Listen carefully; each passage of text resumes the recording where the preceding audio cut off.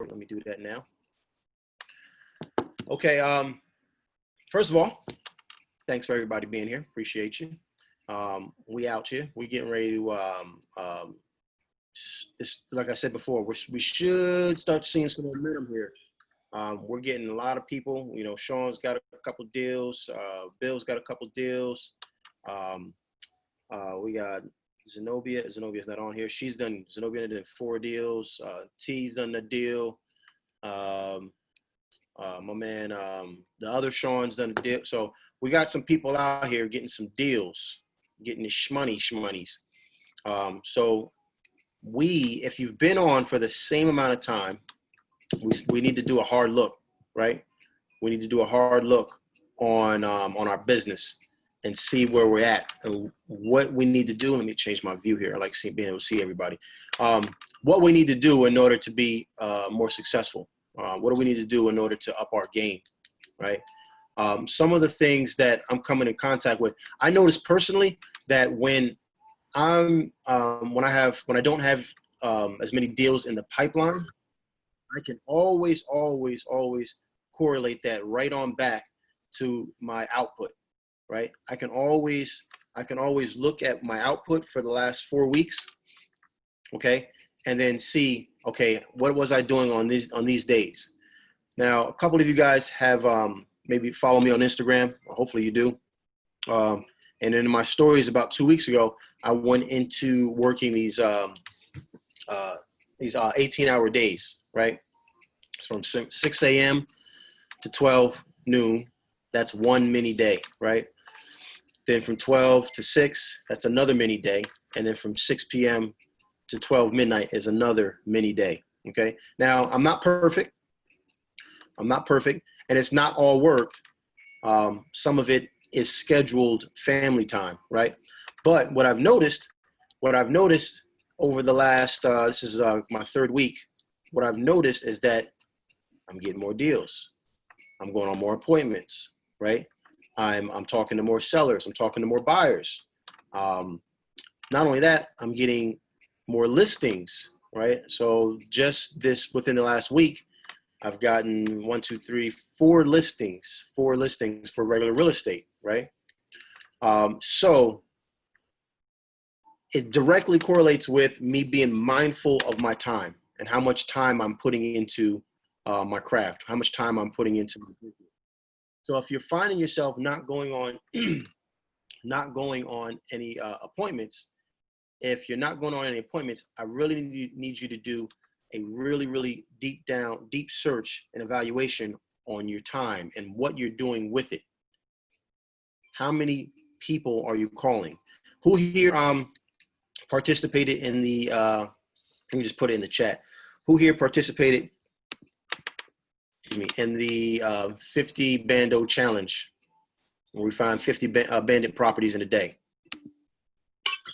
A little delay here, so I'm gonna wait. Has anybody done that? Anybody? I didn't participate in a challenge per se, because I guess I wasn't aware of a challenge, but I do have written down 65 abandoned properties that I'm supposed to be checking out. Okay, cool. When did you do that? Was that all in the course of one day? You found all, because that's the challenge, just do 50 in a day. Did you do that? I'll say within the last 2 weeks. It took me 2 weeks to find these areas. Where are you at? In Villarica, Georgia, Okay. / Carrollton. I'm pretty much in Villarica, Georgia, and Carrollton. All right. Area. And Kiana says she did. We're going to talk to you in a little bit, Kiana, because I want to see where we're working with this, because I just want to show that this concept works. Jasmine, we're going to work on yours. Kiana, what are you doing with those properties right now? Right now, I am currently skip tracing and sending out emails. I sent out over the weekend, I skip traced 40. Well, last Tuesday, I did 80 abandoned properties in one day. And then on Saturday, when I hit you up on Instagram, I did 52, I think. And Nice. so I sent out, I skip traced 40 over the weekend, sent out emails. I'm in the process of calling and still skip tracing all of them because it's 130 properties altogether. Yeah. What service are you using for skip tracing? I'm using Been Verified and True People Search. How have they been as far as accuracy wise? It's been pretty accurate. I've talked to quite a few people. Some people said, well, pretty much almost everybody that I talked to said that they're trying to hold out or they want to talk to a family member because the property was left to an estate or left by a grandmother and they're supposed to split the proceeds, you know, those type of situations.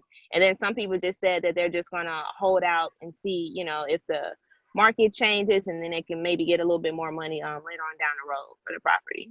Are you notating those on your spreadsheets or however you're keeping track? Yes, I am. So I always ask if they have another property that they have that they may be interested in selling. Nobody said yes, but I also been notating on my spreadsheet that I'll follow up with them within 30 to 60 days. And I also let them know, like, hey, I'm just gonna call you back in 30 to 60 days to see if anything changes, if you change your mind, if you're ready to sell at that time. So I've been doing follow-ups from 2 months ago. So I'll just add that to my list.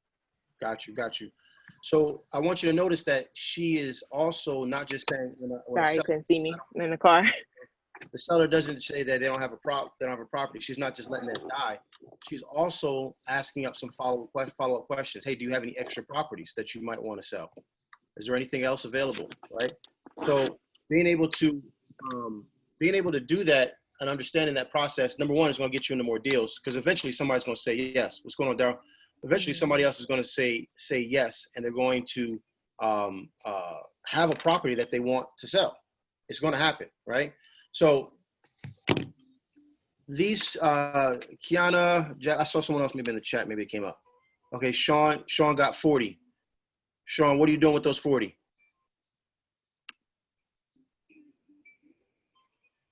You need me to unmute you? I'll unmute you.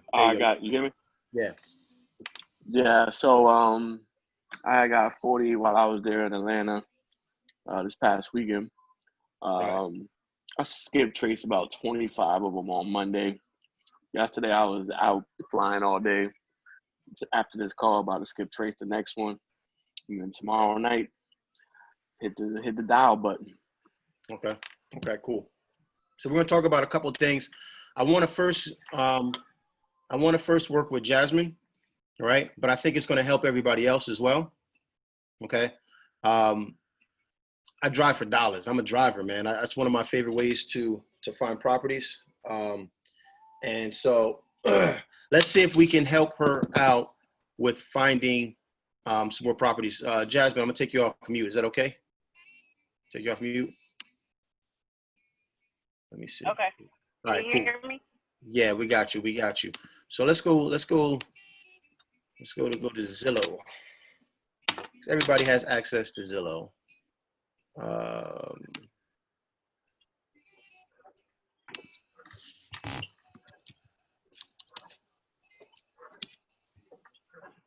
All right. So you said Villa Rica, right? Is that what you're searching for? Uh-huh. How far are you willing to go out? Hey, Google, turn the music 20 off. miles. I have to drive. I drive 20 miles every day back and forth to work. Okay. So, How do you spell Villa Rica? V as in Victor, ILLARICA. Go ahead. Didn't pop up. Villa Rica, Georgia. 2 words. Villa space Rica. Yeah. Oh, Villa Space. Rica. Yeah. It popped up. Oh, I didn't know that. That makes more sense. This is your general area, Villa Rica, in this area right here? Yep, Villa Rica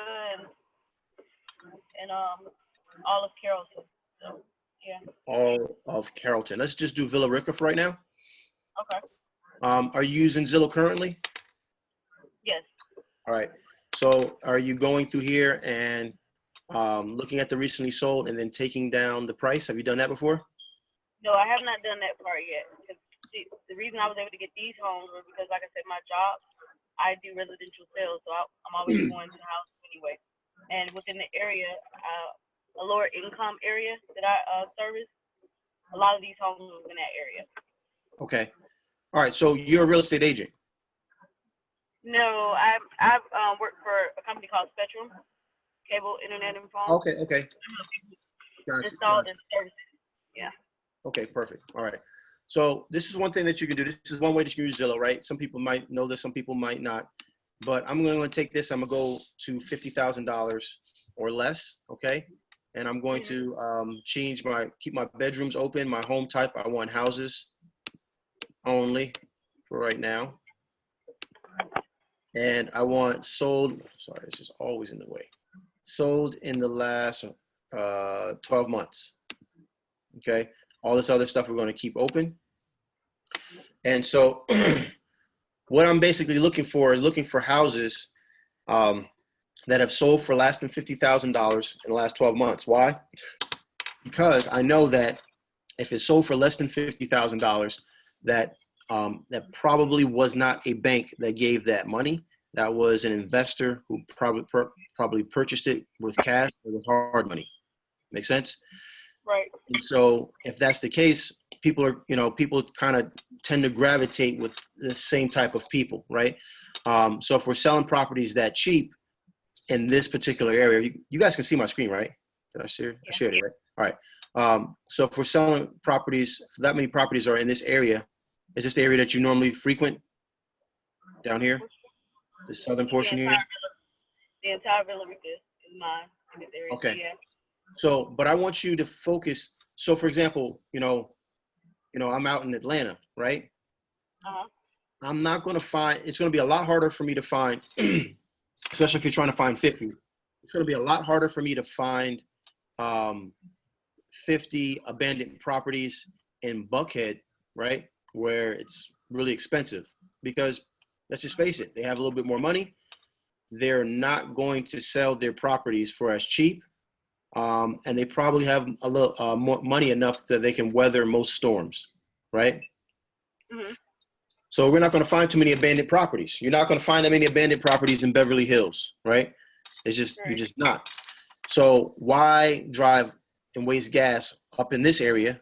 This is, without even looking at this, I can tell you this is a more of a upper, higher end area than this area.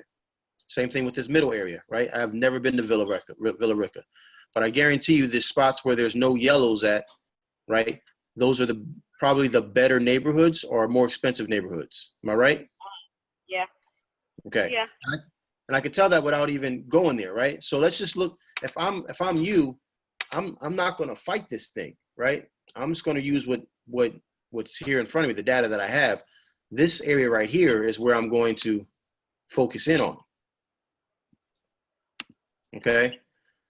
So we got house sales for 26,000, 26,000, 6,000, 19,000. I don't know what I just did there. I think I zoomed in too much.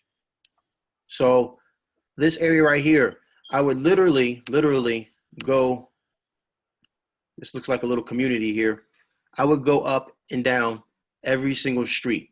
Every street would have my tires on it. Okay. Yeah. You take out this, you take this one chunk at a time. So you take this one section, right? Take that one section, and then you do that one section one day or a couple hours, and you move on to the next section. Then you come over here, right? And so now you have a destination to go to. You can just put this in your GPS. You can put this address right here that sold for $5,500, or this $9,000 one, or this $3,000 one, whatever they are. Let me see what these are. Let me look at these first. What is this? These are single family homes selling for $3,300. Cool. So I would go there, and that's the areas I would just plaster, right? And then after I came out of there, I would do the same thing with this little area right here. This next area right here, okay? So this is that. The other thing that we can do is this. We can go a different route, okay? We can go change this right here. We're going to uncheck recently sold. We're going to go for rent, okay? And we're going to do, what's the low end of rent in Villa Rica? From the area that I service, I would say 900. Right, and low end and rent. That area is one of my lower income areas. And then one of my mid areas, 12. 12. Yeah. Okay. So let's go a little bit higher since we only got 2 data points there. All right. So it's still in the, dang, keep doing it. It's still in this particular area. So what I want to do with these particular houses, we got an 895 here. Let's take a look at that. It's a 3-bedroom, 1 bath, 1,336 square feet. Kristen Beck Vision. So this is through a real estate agent. So you really kind of want to see if you can get them with the homeowner. But look at this. You see this area right here? This is the important part right here. Right. See that number? 82 days ago. Okay. So that means the last 82 days, going on 3 months, they've been trying to get $895 in rent. You see where I'm going with this, right? I do. So this might be someone who's a tired landlord, because they're getting to the point where like, man, I got to pay a mortgage on this thing. It's been 3 months vacant. My rent is already below what I think it should be at. It should be at 900, and they're not getting any bites. This would be someone I would reach out to. I would literally find this address. I wouldn't go through the real estate agent at first. I would find this address, skip trace it, call the homeowner directly and say, hey, are you thinking about selling your home? Right? Just different creative ways to see if we can find somebody else. New construction home on an open floor. This one probably won't. This was posted 13 hours ago. You see that right there? Mm-hmm. So this is another way that you can use this service. This one's posted 22 hours ago. Somebody's working.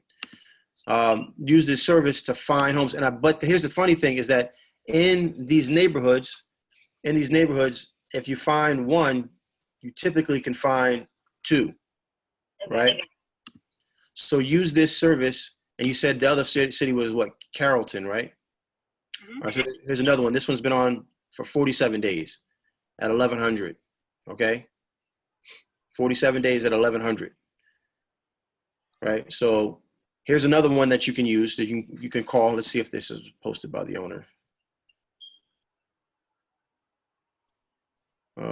Listing provided by Duffy Leasing. So yeah, I would, again, skip trace this person, call the homeowner directly, see if they're looking to sell. Okay. Does that make sense? Makes perfect sense. All right, cool. We're just using the data that we have. Someone say something? Tommy, yeah, Yes. I'm driving. I'm pulling over right now. Can you show me that again? From you said that you went in and you took the recent low sales from investors, the lowest sales, went to that neighborhood and did a search for renters wanted. I went in. The first thing I did is I looked for a price point of sales, home sales that were less than 50,000. All right, that was the first one. This one, I'm looking at who's renting and whose house has been on the market that they're trying to get market rent for, and it's not renting. You did the same neighborhood as you found, or you just went straight in for the area, the full villa, what you call it area? So I just asked her what area she's in, and she said Villa Rica. So I pulled up Villa Rica right here. Did you pull over? Because I don't want you running into nothing. No, I pulled over, yeah. All right, cool. So I put Villa Rica here, right, in the address, right? And then that's going to pull up whatever, right? The first thing I did is I went to recently sold, okay? And then I changed my price point to 50,000 or less, right? And you understand why I did 50,000 or less, right? I do. I caught that, yeah. So now these are all the areas where houses have been sold for $50,000 or less. So I see. I like to work if I'm going out there and I'm trying to grab a whole bunch of abandoned properties all at one time. I don't want to be driving back and forth the whole city of Villa Rica, right? I want to find where I have the highest chance of finding the most low-end properties that an investor can buy and flip. $50,000 property, $50,000 or below. I know those are investors that are buying them, or people who have been saving for a while, right? Most likely it's an investor that's buying here and over here, this cluster over here, and this cluster up here on the north end, right? That most likely those are investors that are buying those neighborhoods, right? So if I know that, I'm going to go into the neighborhood where the investors are buying, and just simply buy those property and try to, get properties in that area. Does that make sense? It does. All right. The next thing all I did was check off recently sold, and I only checked on for rent. And what I asked her, I said, where is that price point at where rent is like kind of lower end in this neighborhood? She said somewhere between $900 to $1,200. All right. So all I did was a maximum rent of $1,200, and I hit enter, and this is where this popped up here. And we found this house right here. Okay. We looked at the house. Okay. It looks pretty decent. And I scroll down and I look at this part right here where it says it's been posted on Zillow 82 days ago. So it might have even been vacant for longer than that. But we know that 82 days ago, this real estate agent, Kristen Beck, posted on Zillow that she had a house for rent and she's unable to move this house. That's 82 days, almost 90 days, almost 3 months of this house not having a tenant in it. Right. You know what I'm saying? So it's one of those things where you're just give yourself a better chance of getting into the house. Okay. And what I would do as well as telling her is I would skip trace this person because you're trying to, in this particular strategy, you're trying to wholesale it. So I would skip trace this person and say, hey, are you looking to sell your home? And they might say yes. Right? That make sense? I do. Yeah. Cool. All right. Let's see. Anybody else? Let me go back to the regular view. Share. So I can see everybody. All right. Who else got a house that are I know that was where's Sean at? Sean, you still there? Sean, I know you were saying in Charleston, it's hard to find, correct? Can you use Zillow? Yeah. It's I don't know how accurate it is because I'm going through what you just went through. Typed in this one city called Ladson, where I know that's pretty much where all the investors, all the signs are up, abandoned signs, and like 7 houses popped up. Okay. Which I know I changed the price to 75,000 and like 15 houses popped up. So Gotcha. so I guess I'm gonna try this strategy a little bit. You're gonna try the realtor? The renter? Yeah. Okay, cool. Yeah. Let me know how that pans out. All right, cool. So one of the things I wanted to kind of show, and I want to, I want you guys to not get so.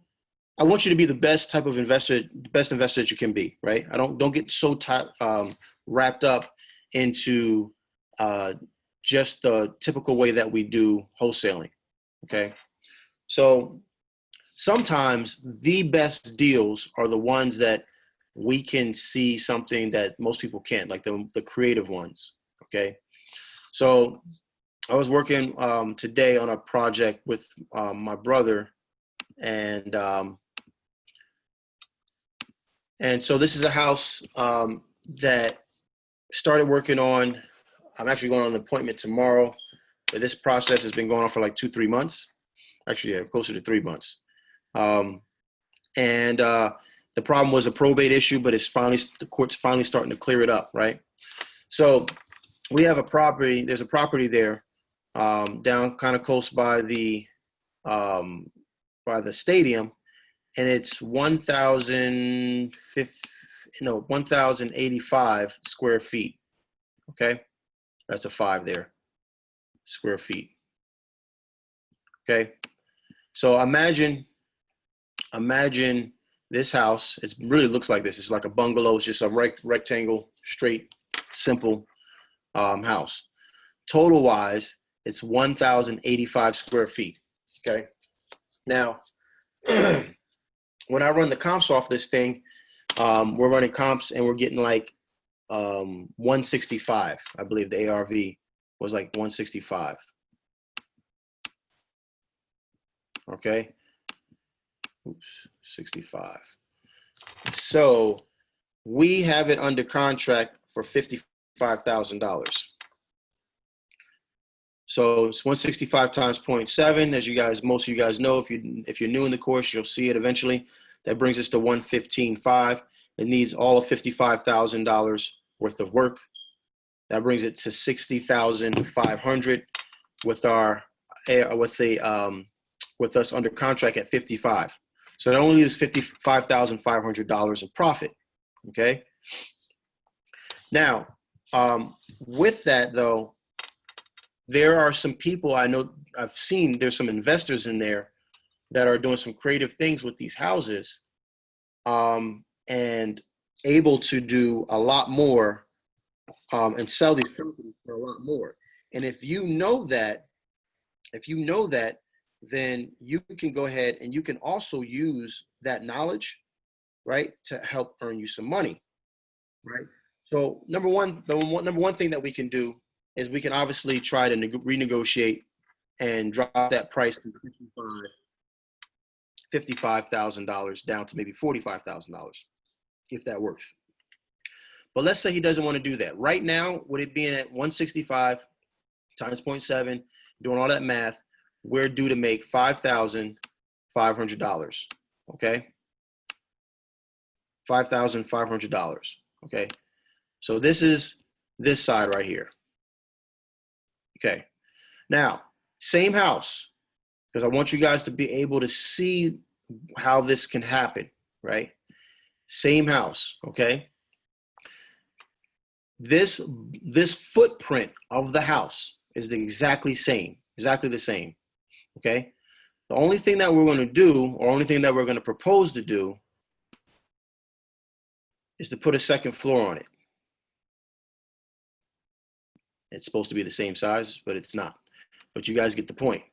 So if we use the existing footprint, remember it was 1,085 square feet. If we just take this rectangle, duplicate it, and put it on top, we now have what? 2,170 square feet. My math correct? Do that math real quick. Let me make sure that I'm not lying to y'all. I think it is. That's what I did before, times 2. 2,170, yes. So 2,170 square feet. Now, at that price point, that would make it the largest house in that area, our largest house that'd be up for sale in that particular area. Okay.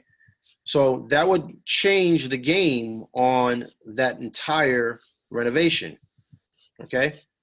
But with that comes a higher price point. Here, my renovation, my repairs, I'm gonna put it over here, repairs.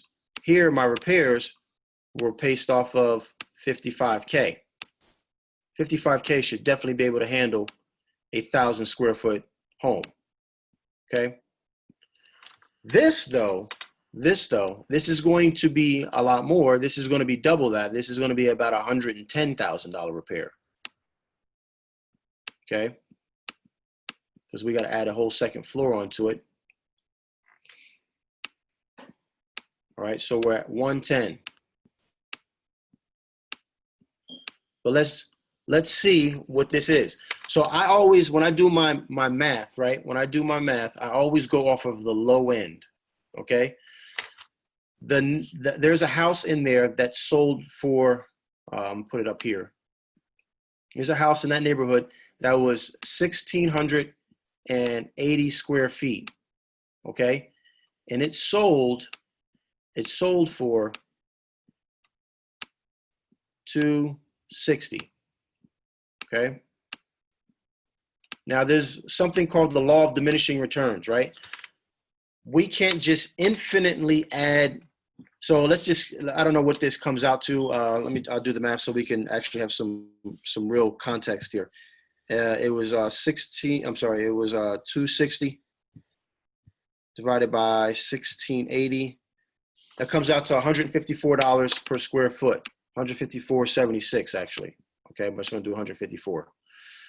So if I add, so if the difference between that, let's see, 2170 minus 1680 is 490 square feet.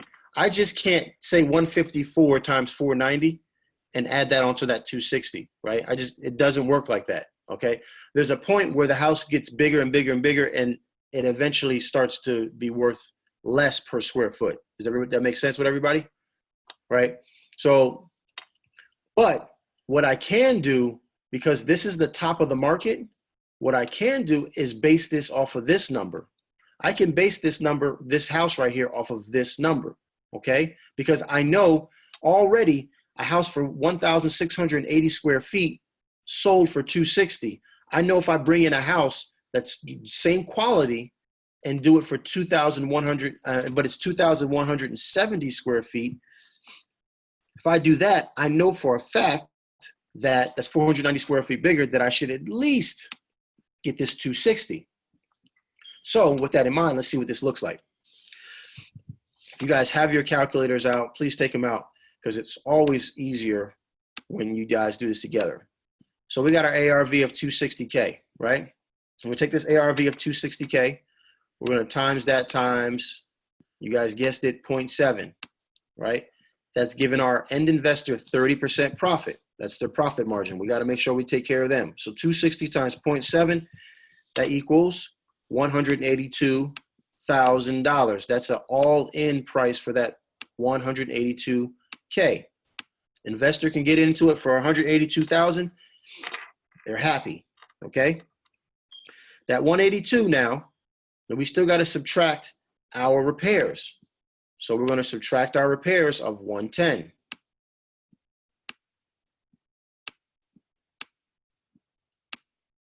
So 110, that's $72,000. Okay? Now, look at this here. We have it under contract for 55. So we got to subtract what we have it under contract for. And that leaves us $17,000. Okay? So, would you rather have 5,500 or 17,000? Right? That's a stupid question. Everybody's going to say 17,000.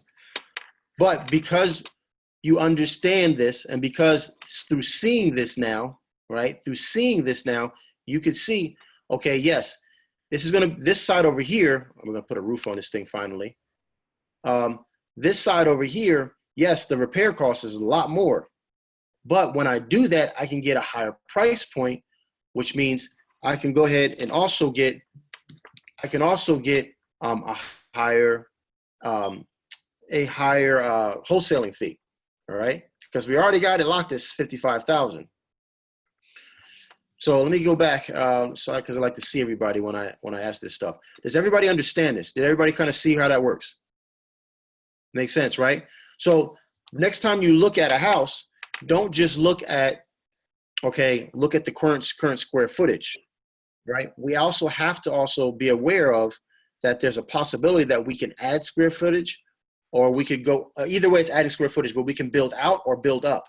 Building out costs a little bit more money. Okay, building up doesn't cost as much, right?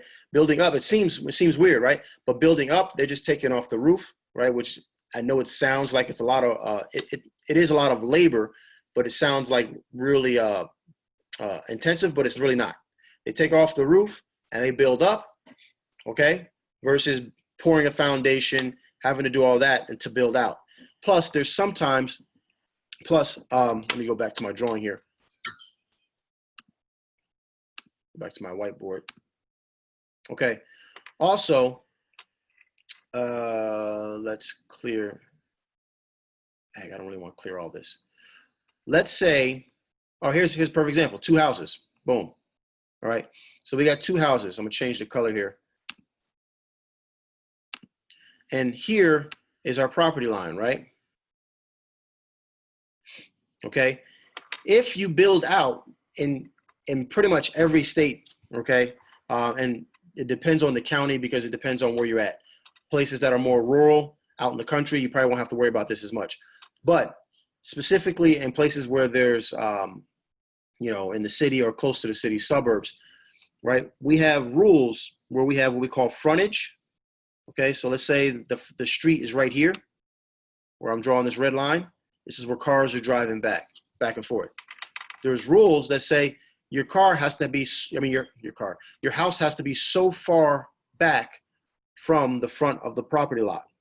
It can't be right here on the next to the sidewalk. Excuse me.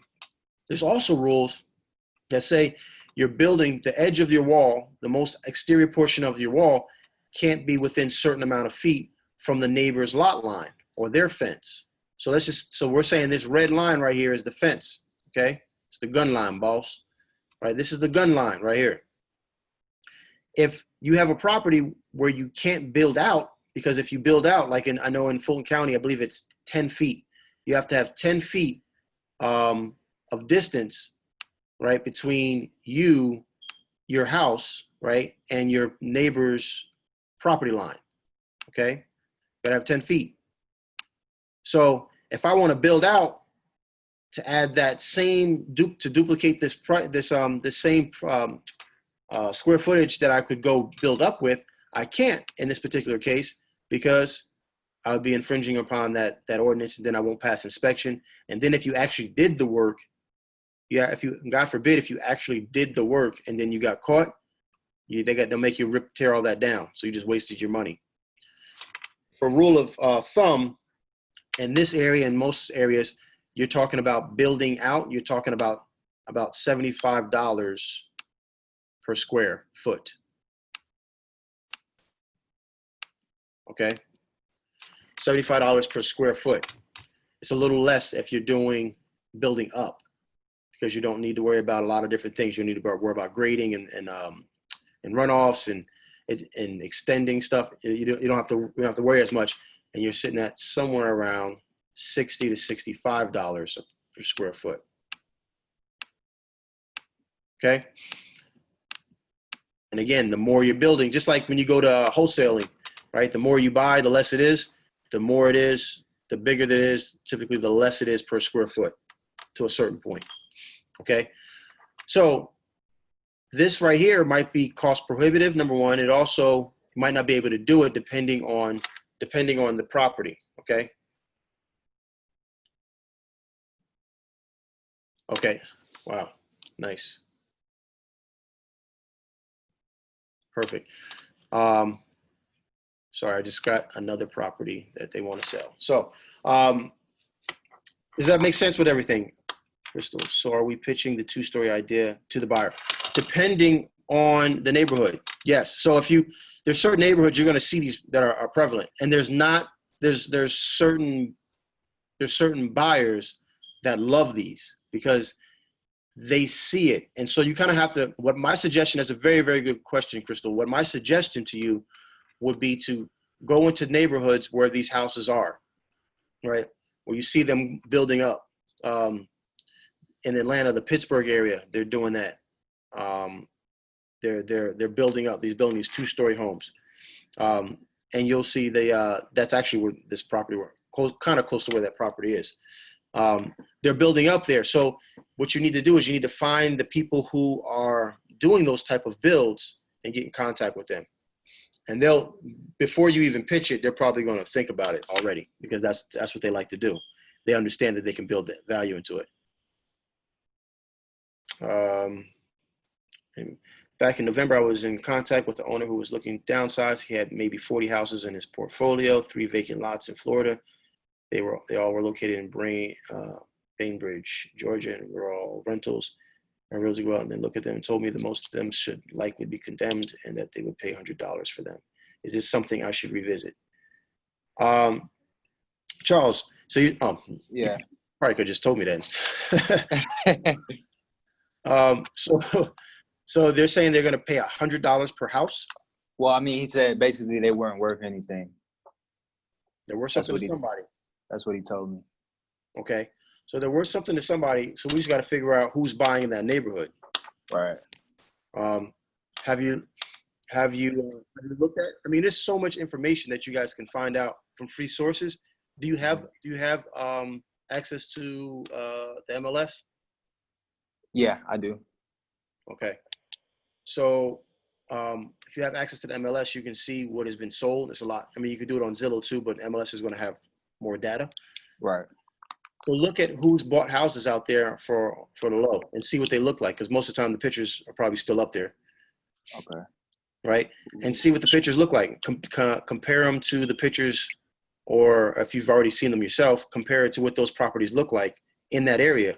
And if your property looks like crap and someone else bought another property that looks like crap, no chances are they're going to buy another crappy property, right? Right. Add those people to your buyers list and now market those same properties to them. Yeah, most of the asking price too, because they're all rentals. I mean, he was asking pretty close to retail on them because he planned to do repairs to them. Hold up, are they actively rented? Yeah. So what are you talking about? $100 for them then?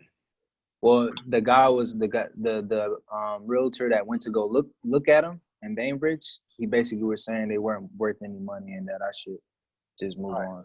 So either that realtor is dumb, or he's trying to scam you. He's trying to get those listings from you, right? Because I'm thinking literally like they're vacant, hole in the roof, and nobody would pay $100 for them. That's what I'm thinking. So if he literally said that, but there's tenants in there, there's tenants, and I have like what they're renting for. I have it all right here. Like, I have everything. So what you're gonna need to do, you're gonna spend some homework, and everybody else on this call, make sure you hear this, listen to this, right? This is what you guys get paid for, right? This is not the fun part. This is not the sexy part. But you got 40 houses, a 40-house portfolio and 3 vacant lots. Okay. What you're going to need to do is you need to go through those houses, and you're going to need to go ahead and do some homework and find out what the return on investment is for investors. And does everybody remember kind of where we want to be at on a capitalization rate, percentage wise? Anybody? 30%. Nope, that's for a flip. For rentals, what are we looking for? 10%. Bill got it. 10%. If you can get them at a 10%, you'll find. I guarantee you'll find somebody that want to buy it. Okay. 10% is a good amount. Willie, I got you. Give me a second, Willie. I'll get to your question.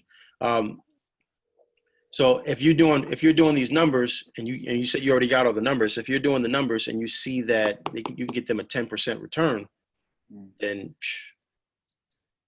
run that, Right. How would I do that math? It's in the course. Okay. I can show you real quick, using some fake numbers here. But it's in the course there. Let me clear everything out, clear all drawings.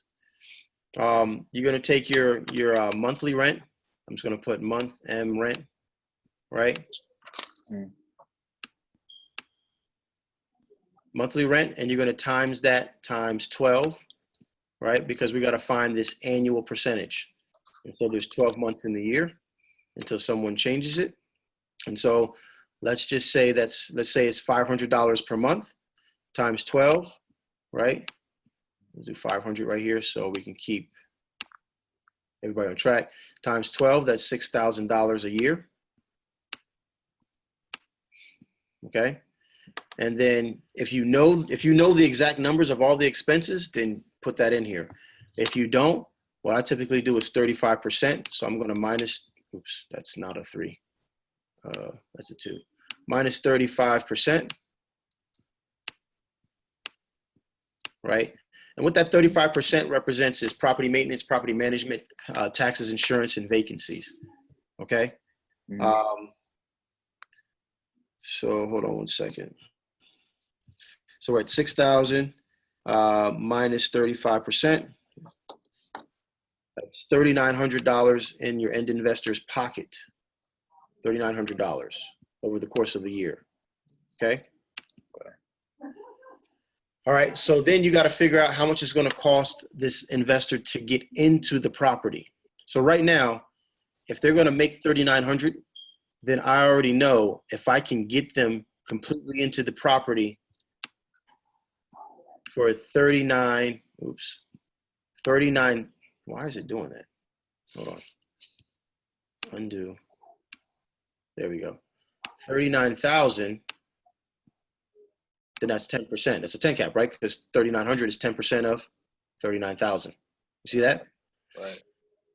But if it's 42,000, it's not going to be a 10 cap. It's going to be less, whatever that math comes out.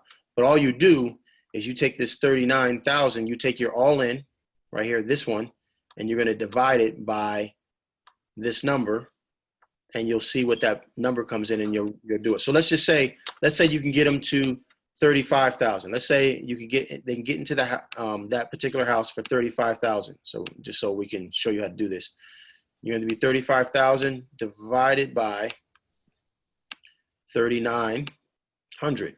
The yearly rent after you take all expenses into account. So if you're on the calculator, you can do that. 35,000. Remember, this is representing an imaginary, just in this hypothetical situation, that you could get them into the house and they could do whatever repairs they need to do for 35,000. And you divide that by $3,900, and that's going to give you 8.97. Got it?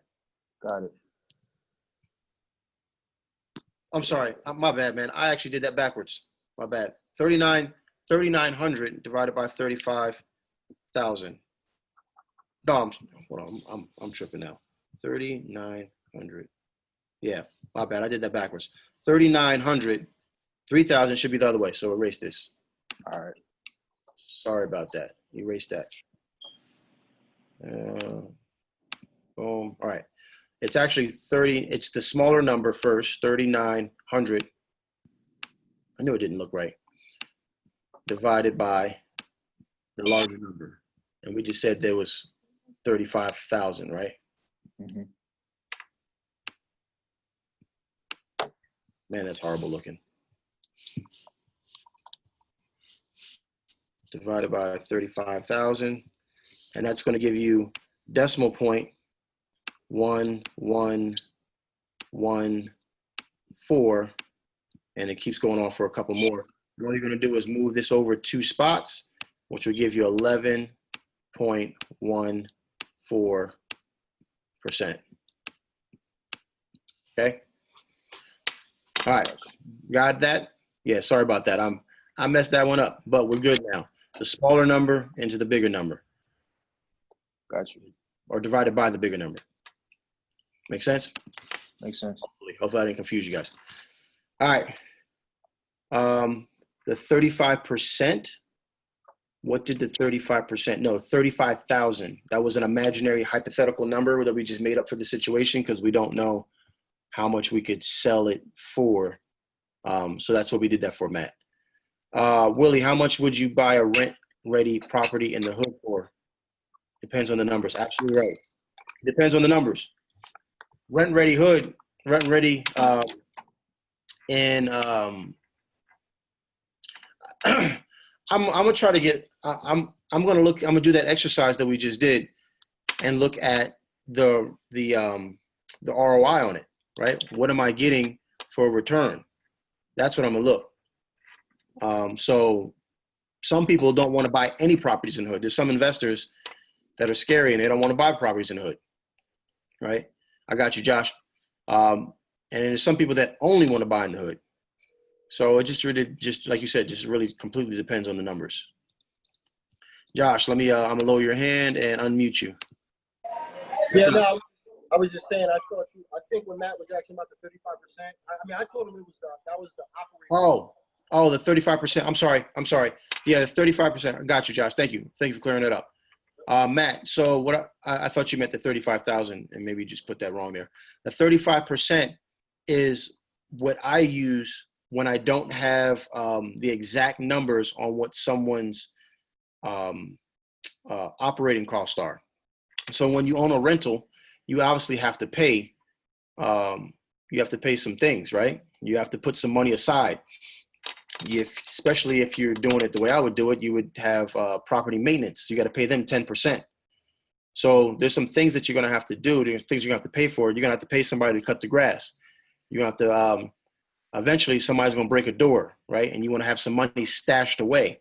So that 35% covers property management, maintenance, taxes, insurance, and vacancies. And then if you can really squeeze it, capital expenditures is another one you want to probably put aside.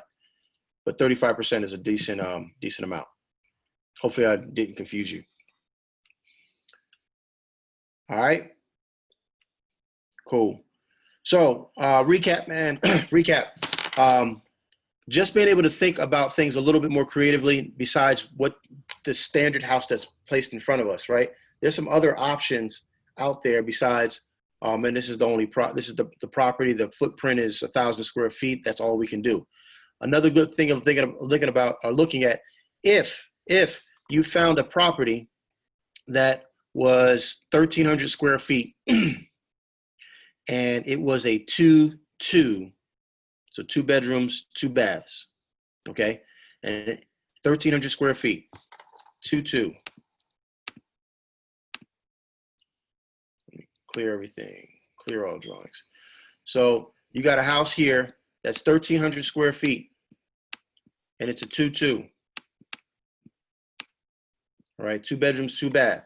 And you're doing comps. And you're looking at a comp and you're like, wow, this comp over here is 1,300 square feet or very close to it, but it's a 3-2. Okay. I love these properties. I love these properties, right? Because a lot of people will just look at this and be like, oh, it's a 2-2, it's a 3-2, but they're missing that. Well, if they could squeeze a 3-2 into 1,300 square feet here, I can definitely squeeze another bedroom in here to make it a 3-2. And there's a whole science/art to evaluating how much a bedroom is worth, and it's very, very, very location specific. It's so specific that I don't bother trying to learn it or teach it because it's, these adjusters, they have their own little way of doing it, right? And so you would literally need to know from each neighborhood. I'm not even talking about city, but like each neighborhood, a bedroom is worth more, a bathroom is worth more, a half bath is worth. So don't concern yourself with it that much. Just know that if I can get 3 bedrooms into a 1,300 square foot house, and this one is a 1,300 square foot house and it only has 2 bedrooms, know that you can figure out a way. If you guys have gone on any property tours with me where I've gone into some of these abandoned properties, if any of you guys have done that, I'm always looking for like these 2-2s, or a lot of them are 2-1s. How can I get 3 bedroom, 2 bath out of this house? I did it in a property in East Point for one of my buyers. It was a 2-1. No, I'm sorry. It was a 3-1, and we made it he's almost finished with it, a nice 3-2. Right, which is going to up the value, which we had to do that for that particular neighborhood in order to get the value that we wanted. So look for those opportunities. The whole point to this exercise is to stretch your mind a little bit and to look for other opportunities. All right. Anybody else have any last questions before we go? Anybody still being vegan, like Dave's challenge, vegan for life? Oh, I'm out here, baby. Vegan. I'm like 3 days locked in. Vegan. Yeah. Dave went out to. You're in Cali right now, right? Yes, sir. Yeah, he went out there and got a vegan tattoo on the small of his back. The trans joint. Oh man, he got the vegan tattoo. He out there. Tommy. What's that? Need you for the next 30 minutes or so. I'm out there. You got what? I didn't hear what you said. I'm about to send you something, bro. Oh, okay. Don't send me that tattoo, fam. I don't want to see that tattoo. All right, bro. All right. So I think that's gonna wrap it up, man. Anybody have any last minute questions? Try to jump on this webinar, right? Yeah. I gotta go because I gotta respond to this person. This is the power of persistence. And Josh, my brother Josh, who's on here, he saw there was a house that I lost the lady's information on in Pittsburgh, and she wanted to sell it, and she didn't want to sell it for the right price. But I called her today, and literally, I just got this text saying this is her realtor, and that the deal that they supposedly had fell through today, right? And so they want to have a meeting of the minds, and we're going to go ahead and get this thing under contract, get this thing sold. So power of persistence, man. Like, make sure you guys are out there and you guys are staying persistent. Stay persistent. Just keep pushing, keep working. All right. Since nobody else has any questions, chats, no questions. Y'all have a blessed one, man. Love you guys. And let's work. Let's make some money. All right. Peace.